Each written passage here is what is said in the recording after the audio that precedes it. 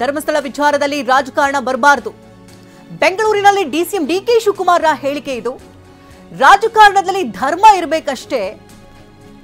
ಗೃಹ ಸಚಿವರು ಈ ಬಗ್ಗೆ ಎಲ್ಲವನ್ನ ಮಾತನಾಡ್ತಾರೆ ಅಂತ ಡಿಸಿಎಂ ಡಿಕೆ ಮಾತನಾಡಿದ್ದಾರೆ. ಬೆಂಗಳೂರಿನಲ್ಲಿ ಧರ್ಮಸ್ಥಳದ ವಿಚಾರದಲ್ಲಿ ಯಾವುದೇ ಕಾರಣಕ್ಕೂ ಕೂಡ ರಾಜಕಾರಣ ಬರಬಾರದು ಅಂತ ಹೇಳಿದ್ದಾರೆ.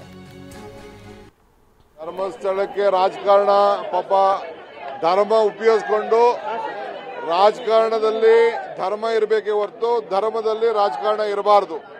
ಅವರು ಧರ್ಮದಲ್ಲಿ ರಾಜಕಾರಣ ಮಾಡ್ತಾ ಇದ್ದಾರೆ. ಅದು ನಾನು ಹೋಮ್ ಮಿನಿಸ್ಟರ್ ಅಲ್ಲ, ಹೋಮ್ ಮಿನಿಸ್ಟರ್ ಮಾತಾಡ್ತಾರೆ. ಧರ್ಮಸ್ಥಳಕ್ಕೆ ರಾಜಕಾರಣ ಪಾಪ ಧರ್ಮ ಉಪಯೋಗಿಸಿಕೊಂಡು ರಾಜಕಾರಣದಲ್ಲಿ ಧರ್ಮ ಇರಬೇಕೇ ಹೊರತು ಧರ್ಮದಲ್ಲಿ ರಾಜಕಾರಣ ಇರಬಾರದು. ಅವರು ಧರ್ಮದಲ್ಲಿ ರಾಜಕಾರಣ ಮಾಡ್ತಾ ಇದ್ದಾರೆ. ಅದು ನಾನು ಹೋಮ್ ಮಿನಿಸ್ಟರ್ ಅಲ್ಲ. ಕೆಲವೇ ಕ್ಷಣಗಳಲ್ಲಿ ಅಸ್ಥಿಪಂಜರಗಳ ಶೋಧ ಭವಿಷ್ಯ ನಿರ್ಧಾರ ಆಗುತ್ತೆ. ಸದನಕ್ಕೆ ಉತ್ತರ ನೀಡುವುದಕ್ಕೆ ಗೃಹ ಸಚಿವ ಪರಂ ರೆಡಿಯಾಗಿದ್ದಾರೆ. ಎಸ್ಐಟಿ ತನಿಖೆ, ಸರ್ಕಾರದ ನಿಲುವಿನ ಬಗ್ಗೆ ಪರಂ ಮಾಹಿತಿಯನ್ನ ನೀಡಲಿದ್ದಾರೆ. ಕೆಲವೇ ಕ್ಷಣಗಳಲ್ಲಿ ಅಸ್ಥಿಪಂಜರಗಳ ಶೋಧ ಭವಿಷ್ಯ ಇವತ್ತು ನಿರ್ಧಾರ ಆಗುತ್ತೆ. ಧರ್ಮಸ್ಥಳದಲ್ಲಿ ಅಸ್ಥಿಪಂಜರ ಶೋಧಕ್ಕೆ ಎಸ್ಐಟಿಯನ್ನ ರಚಿಸಿ ಇಂದಿಗೆ 31 ದಿನ ಆಗ್ತಾ ಇದೆ. ಈಗಾಗಲೇ 16 ದಿನಗಳ ಕಾಲ ಧರ್ಮಸ್ಥಳದಲ್ಲಿ ಶವಗಳಿಗಾಗಿ ಹುಡುಕಾಟ ಕೂಡ ನಡೆಸಲಾಗಿದೆ. ಆದರೂ ಇಲ್ಲಿವರೆಗೂ ಕೂಡ ಏನೇನೂ ಸಿಕ್ಕಿಲ್ಲ.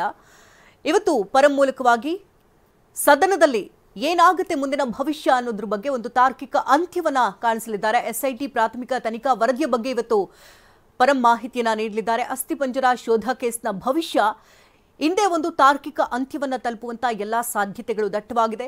ಎಸ್ಐಟಿ ಶೋಧ ಮುಂದುವರಿಸಬೇಕಾ ಅಥವಾ ಇಲ್ಲಿಗೆ ಸ್ಥಗಿತ ಆಗಬೇಕಾ, ಇದಕ್ಕೆ ಒಂದು ಅಂತಿಮ ಮುದ್ರೆಯನ್ನು ಒತ್ತಲಾಗುತ್ತೆ. ಸಚಿವ ಪರಮೇಶ್ವರ್ ಉತ್ತರದತ್ತ ಇಡೀ ರಾಜ್ಯದ ಜನರ ಚಿತ್ತ ನೆಟ್ಟಿರುವಂಥದ್ದು. ಇನ್ನು ಧರ್ಮಸ್ಥಳ ಕೇಸನ್ನು ಪ್ರಸ್ತಾಪಿಸಿ ಮುಗಿಬೀಳೋದಕ್ಕೆ ವಿಪಕ್ಷ ಕೂಡ ಒಂದು ಕಡೆ ಪ್ಲಾನ್ ಅನ್ನು ಮಾಡಿಕೊಂಡಿದೆ.